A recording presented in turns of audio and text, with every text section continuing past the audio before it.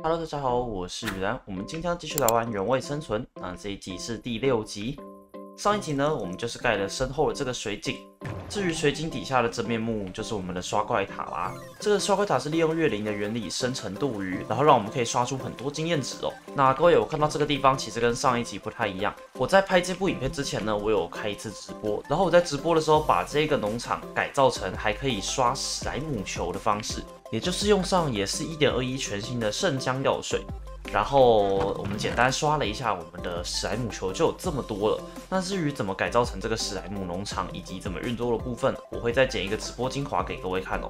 好，那我们今天要来做什么呢？今天我们已经有了经验值嘛，有没有看到我身上甚至后来刷到122等？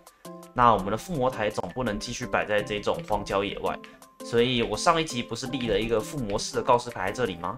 我们今天就是要往前，然后建造出我们的附魔室。哦，对了，身后还有这个地狱门的高塔，我们的地狱门终于不用摆在这个地方，然后丑丑的啦。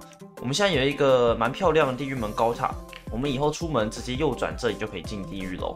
那这一次的附魔台建筑呢，我有准备好我们的蓝图，我们就投影出来给各位看一下。OK， 那这个附魔室大概就是要放在这个地方，这个是我们附魔室的底座哦。那这个附魔室呢，它会是一个空岛。我想说附魔室让它长得特别一点嘛，我们就让它变成一个空岛，然后上面是有点奇幻风格的附魔台哦。那附魔台的这个理念本身呢，我有参考国外的一个实况主，那他是分享了几个附魔台的盖法，其中一种呢就是用紫水晶盖的奇幻风格附魔台哦。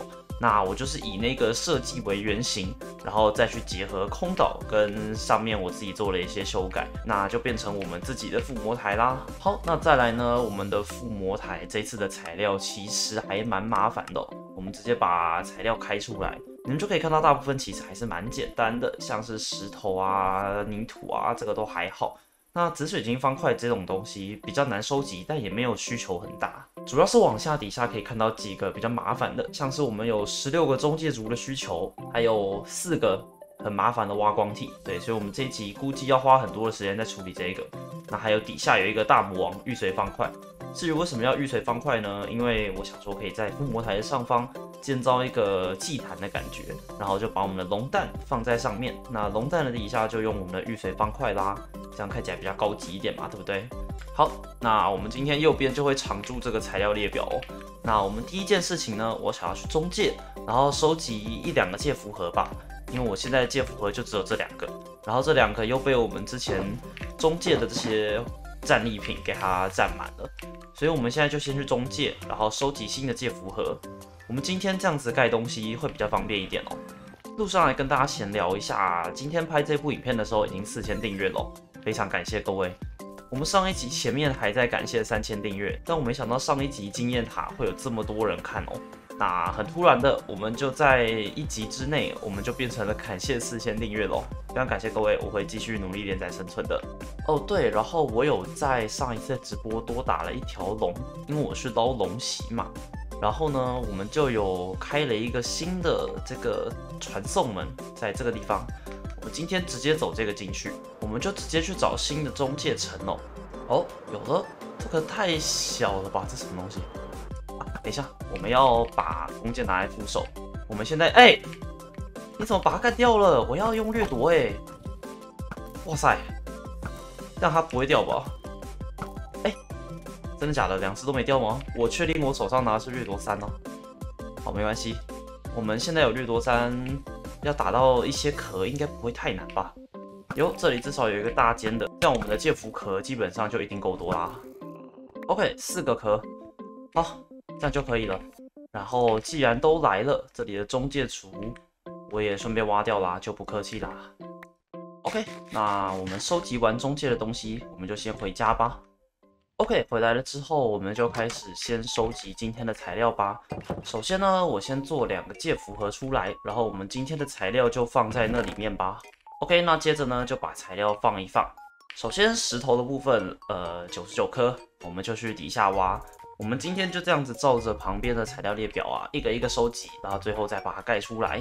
虽然说之前在拍百日生存的时候已经有跟各位介绍过了，但我觉得可以在这里，在原味生存的这个系列里面再度介绍一次这个蓝图模组哦。这个蓝图模组呢，可以让你把你在创造模式里盖的建筑直接把它记录下来，然后甚至像右边的列表那样子整理材料给你。你在收集材料的过程中，你身上吸到的材料，它还会直接帮你把数字减掉。我觉得光这一点就真的是蛮酷的。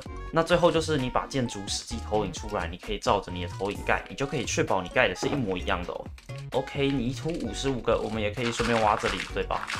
来，55个而已，应该扫一下就好了。好，那藤蔓啊，或是荧光煤这种东西，因为我是要让它自己往下去长哦，所以这个东西我们就不管了。我们这时候就可以用一个功能，就是材料列表这里啊，我刷新一次，这个我们就直接把藤蔓给它忽略掉，荧光煤也给它忽略掉，这样子呢，它就不会显示在右边这两个材料啦。OK， 那接着是紫水晶方块哦，紫水晶方块，其实我不知道。那个水晶洞还够不够欸？那个水晶洞之前已经被我们挖了不少哦，就是我们之前生存前5集一直跑的那个紫水晶洞啦。但是我也还没有找到新的紫水晶洞，所以好像也真的没有别的办法。OK， 这样就挖了55个。那好吧，其实比我想象中还要多蛮多的。我真的不觉得这里看起来有那么多。OK， 我们就把紫水晶方块放进去。接着呢，30个草地，我现在这片草原直接给它挖一挖好了。我们现在只能用镐子挖草地，其实草地是可以忽略的啦，就是我可以直接挖一个草地就好，然后其他用泥土来代替就好。可是没办法，我每次用蓝图盖东西的时候，我就有个坏毛病，就是右边的材料列表显示着，我就会很强迫症的想要完全照它去完成哦。就像以前还有个经典例子是水桶，它要我们准备10桶水。那其实这10桶水就是放在一起的，我只要有一个无限水源就好了。严格来说，我只需要2桶，但是我就想要让那个材料列表看起来干净一点，所以呢，我就真的去捞了10桶水哦。OK， 回到家里来，接下来是2种颜色的玻璃哦。这2种颜色的玻璃，我上次直播的时候有烧一些，但是玻璃片是不是没有办法再染色啊？哦，可以耶，玻璃片可以直接染色耶。那看来我没有必要去重新挖玻璃了。那我们就收集一下双色的玻璃片，洋红色收工。OK， 这样就好了。那我们的双色玻璃也完成啦。接着我们要23个书柜，我们是不是直接去中介祭坛打比较快一点啊？因为我没有那么多的甘蔗皮革哦。中介祭坛那里应该还有一大堆还没拆，我们就直接过去拆吧。然后跟各位讲一下啊，其实这种用蓝图盖建筑的影片啊。我的预想是，我不会像现在你们看到这样子，每一个材料的收集过程都给它拍下来。那今天会这样子做呢，是因为其实这个建筑的规模没有很大，它没有一定要用蓝图，只是因为它的材料比较杂，然后用蓝图真的会比较方便一点哦，所以才采用了这样的方式。然后顺便，这一集有点可以算是介绍这个蓝图模组给各位看吧。然后你们就可以了解一下用蓝图盖这个建筑的美好哦。那这个建筑本身，因为我其实已经在私下设计过了，所以其实大部分的时间是我在私下的事前准备。那我相信如果有蓝图的话，拍摄过程应该不会很久。主要是我很担心后面那个挖光体哦，挖光体。尽管才4颗，其实不止4颗，4颗是空岛上面本身的挖光体。那我后来也有再去做一些修改，我让旁边多了一些装饰。所以我如果都要收集了，我就一次收集多一点吧。那回到前面说的，其实我一下还不太确定这种建筑影片应该要怎么拍会比较好。所以如果你们常看建筑影片的观众啊，然后听到我讲这一段话，希望你们可以给我建筑影片方面一些建议啊，就是我该怎么去呈现会比较好，或者是你们看建筑影片是想要看怎么样的画面哦。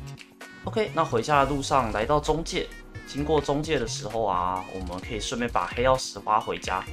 我突然发现一个奇怪的事情我刚才为什么要去挖书柜啊？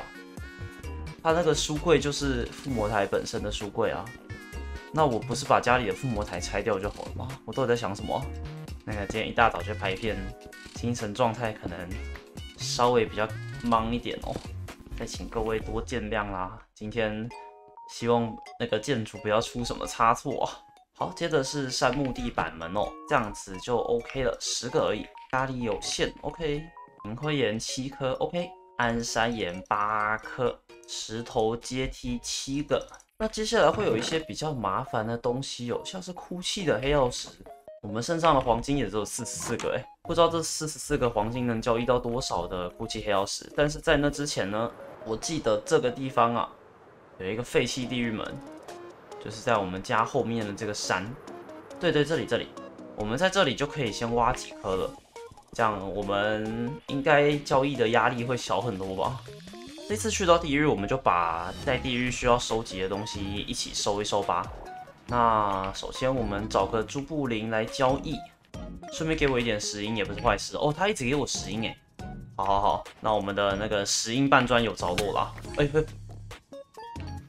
哦，他刚才是交易到一半射了我一箭吗？真的假的啊？这么狠哦？还有给我黑石哎，那这样我们等一下也可以直接做抛光黑石墙啦。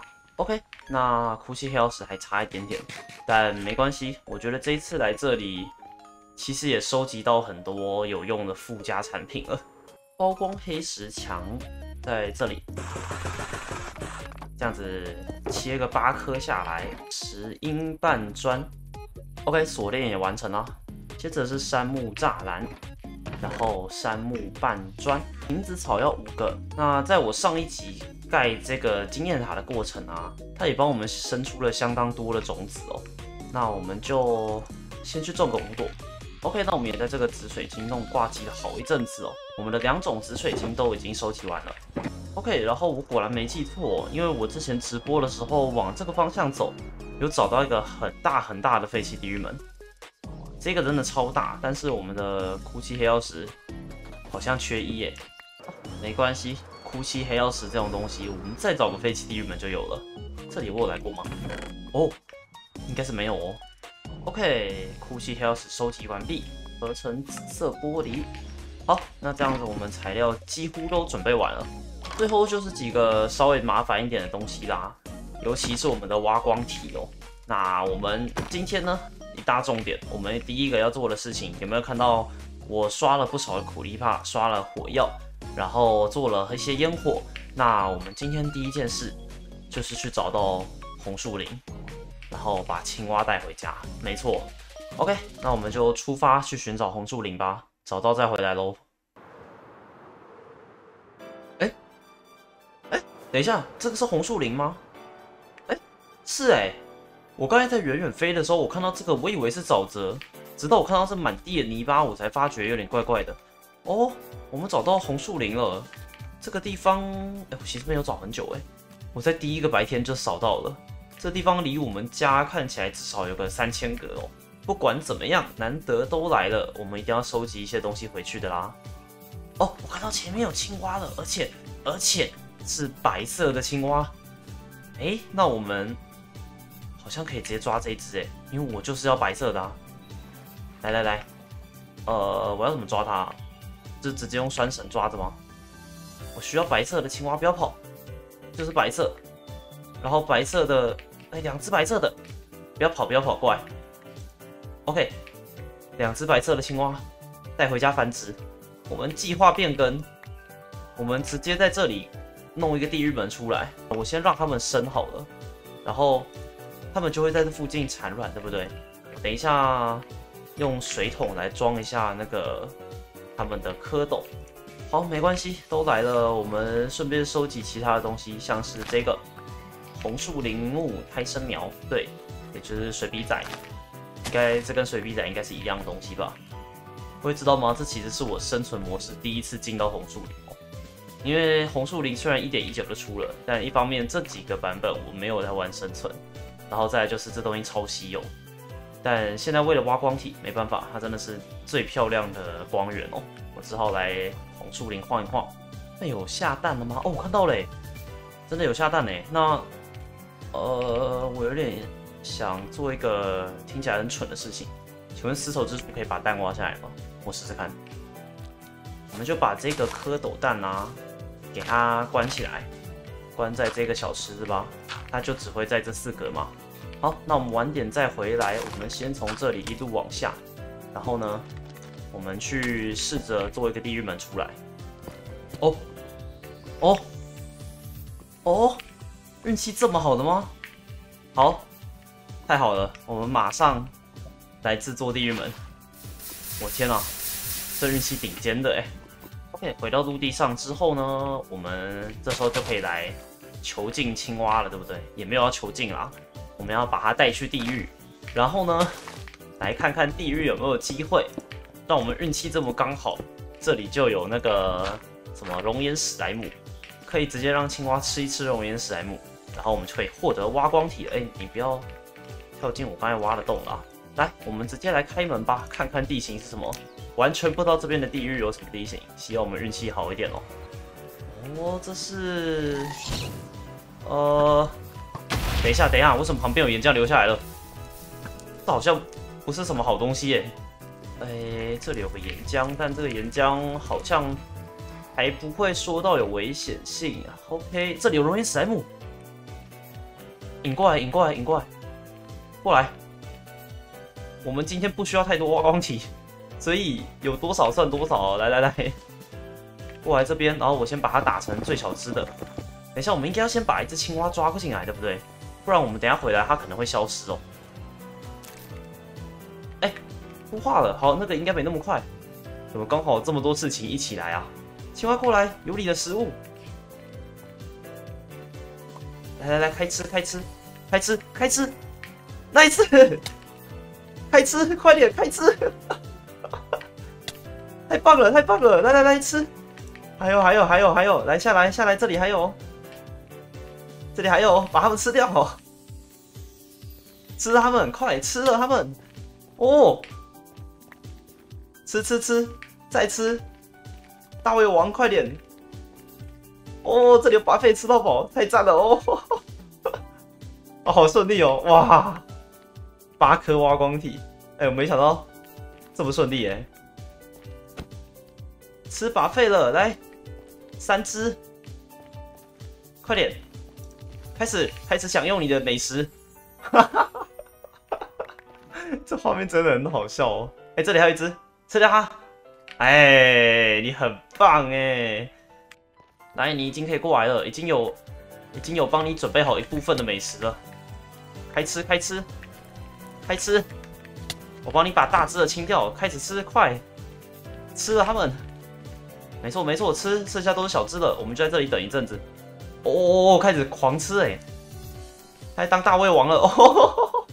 他吃的好卖力哦，天啊，他吃到好快乐哦，我看着也好开心哦。一瞬间要吃完了哦，吃完了哎，你太棒了吧！把你带回家，不是带回家啦，带回主世界。我下次直播来带你回家，好不好？以后就知道你是英雄了。然后我不知道他们还在不在耶，那些蝌蚪。还在，还有2只，抓回家，抓回家。OK， 2只蝌蚪，这样就可以了。那我们的红树林已经完全完美达成了，我们就回家吧，走地狱回去。最后漏了一个蝴蝶兰，蝴蝶兰这个东西，我们来这里的沼泽应该到处都是蓝色蝴蝶兰吧？那我们打完这个蝴蝶兰，我们基本上就是收集完毕了。OK， 那玉髓方块的部分我打算放到最后哦。那我们现在就开始来盖我们的空岛吧。我们从最底下，大概是这一格，对，我们就从这一格开始盖哦。那盖空岛的部分，我们应该只需要拿出我们的实体方块，也就是像石头、安山岩、泥土、鹅卵石这一类的，这些应该就是我们空岛主体会用到的方块哦。那来吧，我们就这样子飞过去，先放上第1颗石头。我们就可以开工啦。那至于这个石头是怎么放上去的，这个就是蓝图模组的一个功能，它叫轻松放置哦。它真的很好用。实际怎么用呢？大概是这样子：我们投影上面一层，然后我们手上不需要拿相对应的方块，只要你身上有，对它点一下右键，它就会自动帮你切到那一格。那也可以像是这样子用，像是现在这里3个是不同的方块。那我们就可以这样子，它就会自动帮我们换。这一次的这个空岛啊，由于我是第一次盖空岛啊，然后我当时决定想把它盖成空岛的时候啊，我是对空岛建筑完全没有概念的。然后我上网去查了一些功课哦，那我有看到一部影片，我就是看着那部影片，然后在创造模式先把这座空岛设计出来哦。那部影片的连结我会放在资讯栏，我自己蛮推荐的啦。我觉得他的讲解那个教法，对于我这种完全没有盖过空岛的人来说是蛮有用的哦。OK， 那到了这一层，各位有没有发现开始出现一些奇奇怪怪的方块了？这一层已经是我们空岛的1楼了。那外围这一圈就已经是草地啦。那这个地方就是我们的附魔台本体。那附魔台本体周围就是一大堆的紫水晶，搭配上我们的黑曜石、发光黑曜石，甚至还有挖光体，都是在这里用上的。有没有看到这个轻松放置？只要你先设计好建筑，你盖建筑就没有难度了。大概就是这样。原先的概念是看到一个紫色的柱子，后来觉得这样子太单调了一点，所以我就混搭上了也是紫色的光源，然后混搭上了紫色但偏深色系的黑曜石跟发光黑曜石。我该是叫它发光黑曜石吗？它是哭泣黑曜石啊。OK， 柱子盖完了，大概会是这个样子。那这个柱子现在还有点单调，所以我们旁边会再加上一些玻璃片，让它多一些比较细的支柱，看起来不要那么粗一根哦。那这个地方呢，因为是正面嘛，我们这里会搭一个楼梯一路到顶端，顶端就是要放我们的附魔台啦。OK， 那我们从底下重新开始搭建，因为这里也有很多刚刚我没有拿的装饰类方块，像是我们的紫水晶啊，或是我们的玻璃片。那铁针也是要放在这个地方的，但是铁针就最后再说吧。然后包括我们的草花朵、瓶子草也是用在这个地方的。楼梯的部分呢，我们就是用石英半砖。然后混搭着它本身原本的方块，然后有点这种折返的方式贴的这个柱子上去哦。这里呢就是放上我们的附魔台啦。那接着呢，这个附魔台我们要怎么让它可以附魔呢？我们的书柜就是摆在这个地方，就是在附魔台的周围。然后各位可以从投影看到上面有一个很大的架子，然后用锁链悬挂下来，把书柜挂在附魔台的周围哦。那书柜的部分呢，我也有调整过它的位置。这样确保这个附魔台是可以吃到30等附魔的哦。OK， 那上面就是要来盖我们的黑曜石啦。先把这一圈给它盖出来，我们直接飞到上面去给各位看一下哦。上面看起来大概会是这个样子。那这里就是用黑曜石跟玻璃去围一圈。那这个地方呢，我们用玻璃片延伸出去。除了4边之外呢，我们斜角也弄了一个这样子，有点像雪花片的形状。那整圈盖完之后，从上面来看就会蛮壮观的哦，大概是这个样子吧。从上方俯视的话，会是这个形状。那因为旁边这个雪花本身也很像一个祭坛，正上方这里呢，我们就放了一个玉髓方块。对，那我们现在还没有的部分，我们先用石英半砖补一下下。然后上面就是放上我们的龙蛋，玉髓方块的底下，我们就可以挂上我们的砂轮。我的砂轮已经飞到这里来了。这里挂上砂轮的话，我们以后附魔不满意，我们还可以随时抬头点一下砂轮。对，这个是设计点得到的高度哦。旁边这里悬吊的铁链，我们都有粘在方块上，或者是这个抛光的黑石墙。那这里就可以放上我们的灯源，这样子我们这个附魔台就不会太暗哦。旁边的这个杉木栅栏呢，它的上下是有放上一个中介烛的，一种飞天的这种光柱的感觉。这次的这个建筑啊，除了附魔台本身有参考国外的一个实况组之外啊，后面很多的建筑物修改都是我跟我的朋友一起讨论的。在这边非常感谢我朋友，他真的建筑很厉害，给了我很多想法哦。接下来呢，在这个地方我有做了一个小小的桥，然后让我们可以走到那里去。那这个桥呢，我就没有用蓝图给它框起来了，所以我们先把蓝图的放置给它关掉，然后这里呢，我们就给它盖过去吧。那各位可能会发现我们的桥这个半砖这里啊，有没有看到这里是一个明显的断层？然后它没有那种衔接的感觉，很像是这个桥被平移下去。那这时候该怎么办？如果我们在这里放上一个半砖的话，那它会变得太厚，这样这个桥的形状也变得很奇怪。所以在这里我们可以分享一个方法给各位，我们可以利用地板门来做一个衔接，那底下也是，我们就放上地板门。OK， 那从旁边看起来呢，就会变成这个样子，这样看起来也不会太粗，然后也没有那个断层，这个桥看起来就自然很多了。桥两侧啊，我也要加上这这个杉木栅栏，然后上下放中介厨的这种装饰。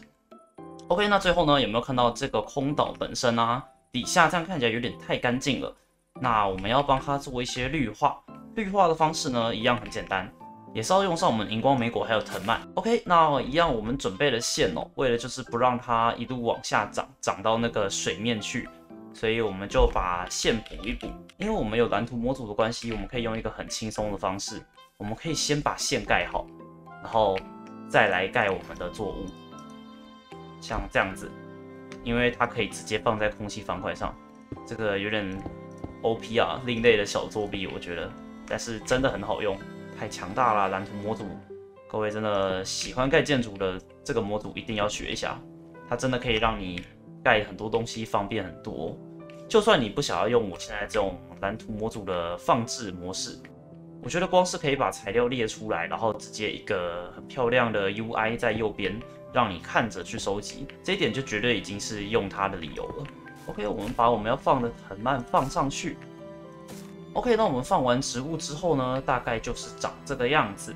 那因为荧光莓果和藤蔓它现在都还没有长，所以我们要在这里等一阵子哦。荧光莓果因为我比较多一点，我是直接把它放到我原本预定要放的那个长度了。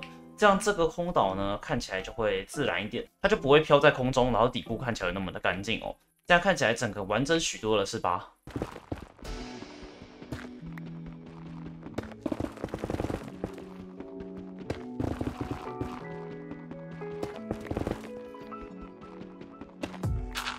哦，这是第19颗，那这样子我们的玉髓就挖完啦。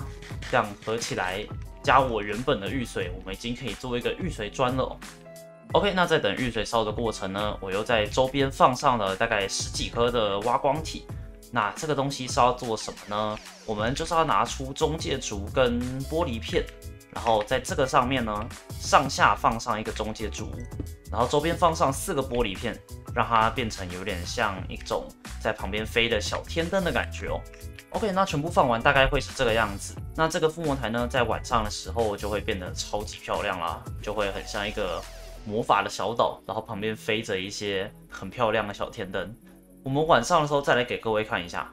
来了来了，这个地图的第1颗玉髓砖，怎么会有人连一个玉髓的装备都还没有弄出来，就先用了4个磁石盖建筑，然后再用1个玉髓砖盖建筑啊？挖掉，然后放在这。最后呢，就是放上我们的龙蛋啦。OK， 这样我们的祭坛就完成了。好，那现在要晚上了，我们先不要睡觉，我们给各位看一下，这就是我们这一次的这个附魔台啦，奇幻风的附魔台，各位觉得如何呢？这个空岛加上上面的龙蛋祭坛，我们到时候就是在这里刷完经验上来，如果我们要附魔的话，这里右转，然后往前走过这个桥，然后这里往上走，这里就可以附魔啦。那如果附的不满意，抬头随时还有砂轮可以刷掉它。不知道各位觉得这一次的建筑如何呢？我是觉得有一点小可惜的地方是，因为 1.21 现在还没有 replay mode， 我觉得这个空岛和附魔台的建筑过程，如果有一个 replay mode 可以让我放第3人称在旁边，应该会蛮好看的。但没办法，这个版本就是还没有这个东西，希望 replay mode 赶快早一点出来啊，这样我们之后建筑就有更壮观的画面了。好了，那以上就是我们这一次的建筑啦。我们今天的人为生存也差不多先到这边结束喽。不知道各位觉得如何呢？如果喜欢的话，可以帮我点个喜欢，点个订阅，也可以用超级感谢支持这个频道。那有什么意见或想法都可以在底下留言告诉我哦。那我是雨丹，我们就下一部影片再见喽，大家拜拜。